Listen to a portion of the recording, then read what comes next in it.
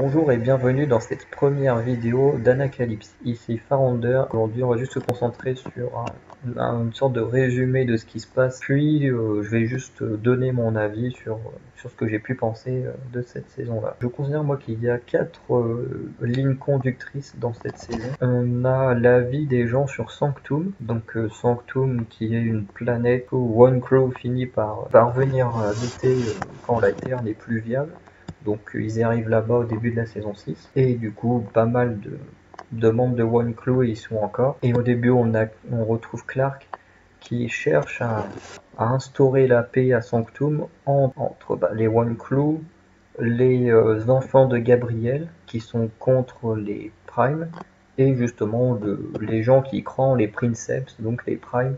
Donc ils sont des gens qui, grâce à une puce, stockent leur mémoire dedans, et ensuite, en trouvant des Alblida, donc les gens qui ont le sang noir, ils leur mettent la puce dedans, et du coup leur mémoire prend le dessus sur celle qui était déjà présente. Et du coup, il y a des gens qui pensaient que les Primes étaient immortels, et les enfants de Gabriel, ce sont des gens qui, eux, croient en Gabriel, qui est une personne qui au début a fait la même chose jusqu'à en avoir marre, et puis lui il sait très bien qu'il n'y a pas de divinité, de choses comme ça, c'est juste des gens qui utilisent la technologie pour survivre le plus longtemps possible. Ensuite, on a tout un groupe qui quitte Sanctum, dont Clark fait partie, Raven, Miller, le fils de Monty qui part aussi, Nila, tout ce groupe là il part, et dans les personnages principaux, on a que Indra, Emory et Murphy et Maddie qui restent à Sanctum. Et ceux-là, ils doivent faire face à Shane Heda, qui est le tout premier commandant de la Terre, après Becca Bramheida. Et lui, en fait, il a réussi, justement, avec les puces, il a réussi à prendre le contrôle de Russell Prime, qui était le dernier Prime encore en vie. Et du coup, là, il y a pas mal de tensions, et notamment entre les histoires de clans, parce que du coup, Shane Heda va faire en sorte de diviser One Crew. Ensuite, on a une deuxième ligne conductrice qui se déroule sur Skyrim. Skyrim qui tourne beaucoup autour du passé de Hope Diosa. Et on a aussi une partie de la vie de cette dernière avec Eiko et Gabriel qui se retrouvent coincés également, essayant de retrouver Bellamy qui a été enlevé dès les premières minutes de la saison. Ils essayent de survivre pendant plusieurs années en attendant que un homme, je sais plus comment il s'appelle, le prisonnier, il a une sorte de timer sur le bras, un peu comme dans le film Time Out. En fait, quand le timer s'arrête, ses supérieurs en fait viennent le récupérer, le ramener à Bardo au sein de sa communauté.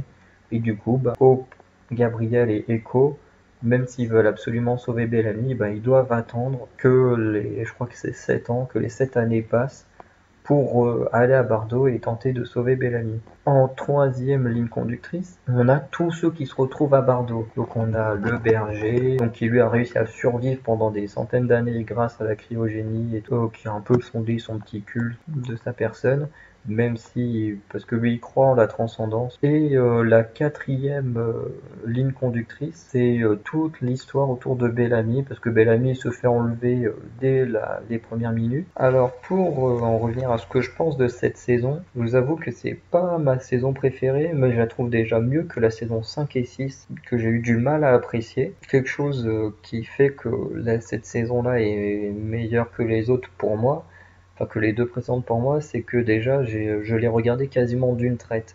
J'avais beaucoup de mal à ne pas voir un épisode, déjà parce que j'attendais qu'une chose, c'était le retour de Bellamy, et en même temps de vraiment voir est-ce que Indra allait réussir à s'opposer à Shedheda qui est un stratège de malade. Et du coup, il y a plein de trucs comme ça, les pierres.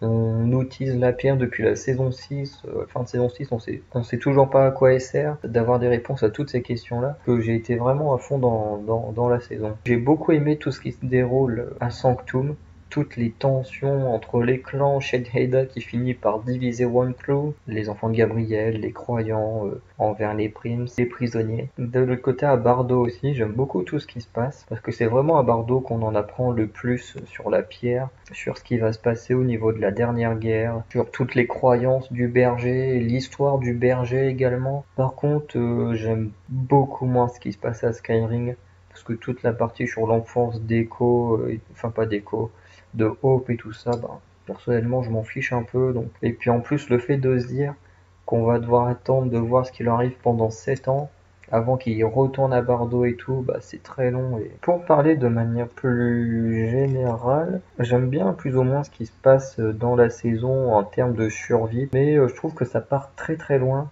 avec l'histoire de la transcendance, parce que quand on se remet dans les premières saisons, donc la première saison par exemple qui avait un peu annoncé la venue du village de Luna, et là d'un coup on commence à partir sur un truc de la transcendance. Je trouve que d'un coup on part très loin au niveau de l'histoire. Donc je pense que quand je reverrai la série, la saison une ou deux fois de plus, je pense que j'essaie et que je l'analyserai, je pense que j'arriverai à mieux comprendre et à faire les liens avec les saisons précédentes que j'aurais également analysées avant. Mais là, actuellement, je trouvais que ça partait trop loin. Déjà, parce que d'un coup, on part d'un voyage spatio-temporel avec de la transcendance qui peut te transformer si tu gagnes la dernière guerre et tout. On part d'un truc de survie pure dans la première saison un truc ultra spirituel dans la dernière. Donc voilà, j'aime bien quand même le fait que ça existe, mais je trouve que ça part assez loin. Je trouve que la pierre et Maddie sont intéressants tous les deux, mais la façon dont ils apparaissent, c'est un peu galère. Là, par exemple, Maddie, elle apparaît un peu de nulle part. C'est hop, Clark, au final, elle tombe comme par hasard sur une Adblida.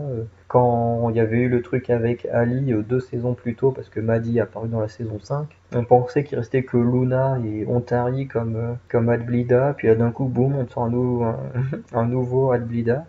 Donc au final, de toute façon, on se rend compte qu'il y en a aussi sur Sanctum, mais voilà, le fait qu'à la base la série te dit, voilà, il reste que Ontari et, et Luna, et que après d'un coup on te fait ah bah non, finalement il y en a encore un autre qui est resté caché, machin. Enfin c'est un peu moyen. Et après bon, la pierre, j'aime bien aussi, même si attendre une saison pour comprendre, pour savoir à quoi elle sert, d'où elle vient, tout ça. En plus on te dit qu'au final il y en avait une sur Terre et tout. Tu dis mais pourquoi est-ce que personne ne l'a jamais découverte? Pourquoi est-ce que Ali, sachant qu'elle a été créée par Becca et que Becca connaissait le code pour activer la pierre qui était sur Terre, pourquoi est-ce que Ali n'a pas, elle, découvert la pierre et s'en est servi pour sauver l'humanité? Enfin voilà, la pierre est très... Enfin j'aime bien l'histoire autour de la pierre, mais il y a des questions quand même qui se posent sur la continuité de l'histoire, quoi, où c'est pas très logique. Ensuite, il y a des 3 moments que j'ai beaucoup aimé, parce que j'aime beaucoup tout ce qui est discours, quand un personnage se met bien en avant et tout.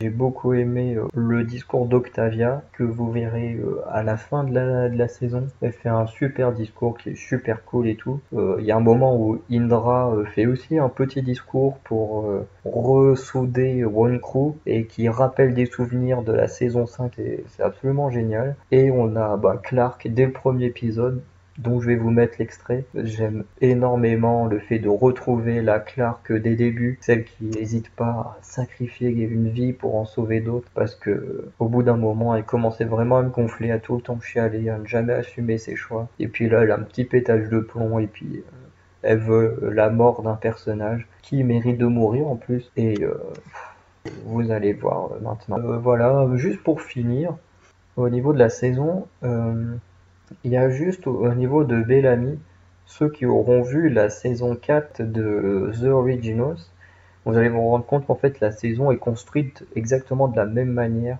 Ceux qui savent ce qui arrive à Hayley dans la saison 4 de The Originals, c'est à peu près la même façon d'écrire le personnage, pas le personnage de Bellamy, mais son histoire au niveau de la saison 7 de The Andred. Donc je ne veux pas trop entrer dans les détails parce que sinon je vais spoiler pas mal de choses autour du personnage de Bellamy, mais je trouve un peu dommage de reprendre cette construction.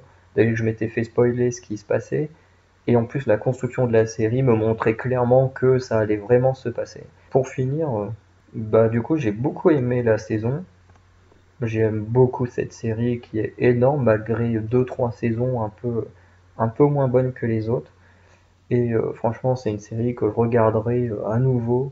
Déjà pour vous faire des vidéos où je vais les analyser, mais à côté, je pense que c'est une série que je regarderai à nouveau de manière, pour le plaisir, de manière régulière, parce que c'est une série, voilà, qui m'a frustré avec Bellamy dans la saison 3, qui a pu me faire pleurer comme avec la mort de Lincoln dans la saison 3, la mort de Jasper dans la saison 4. D'un côté qui m'a donné beaucoup de plaisir quand j'ai pu voir Finn mourir dans la saison 1, non, dans la saison 2. Tous ces moments d'aventure, des moments où on est en haleine, enfin quand Bellamy est au Mont Weather dans la saison 2, puis que des fois il a deux doigts de se faire choper, de pas pouvoir sauver ses amis et tout, ça met un petit coup de stress, on est à fond dedans. Tous les discours, moi à chaque fois je suis vraiment à fond dedans, quoi. C'est comme si j'écoutais le discours, j'ai les poils qui se hérissent. Et c'est vraiment une très belle série que je conseille à tous ceux qui ne l'ont jamais vue. Parce que, bah, effectivement, moi, la série, je l'ai découverte sur le tard. J'ai dû la découvrir il y a un peu moins d'un an, au moment où sortait la saison 6. Enfin, même la saison 6, il y avait une très bonne partie qui était déjà sortie. Donc, voilà, il est possible que des personnes soient dans mon cas et découvrent cette série très tard, même là, une fois terminée. Donc voilà, je vous la conseille. Je vous souhaite un très bon visionnage pour ceux qui se lanceront, se relanceront dans cette superbe série.